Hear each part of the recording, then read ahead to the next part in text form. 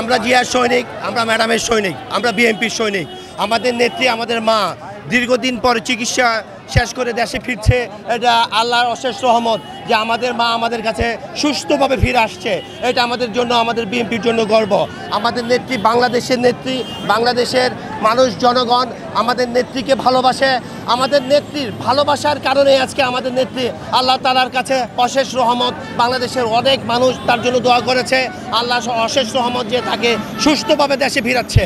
আর আমাদের নেত্রী দেশে আসলে, সুস্থভাবে আসলে আমাদের গভর্নমেন্ট ক্ষমতা, সামনে নির্বাচন, সুষ্ঠু একটি নির্বাচন হবে। সেই নির্বাচনে আমাদের নেত্রীকে আবার আমরা প্রধানমন্ত্রী করব। এদেশের মানুষ প্রধানমন্ত্রী করবে তাকে, তার আরেকটি বার সে নেতৃত্ব দেবে জনগণের জন্য। এই প্রত্যাশা আমাদের।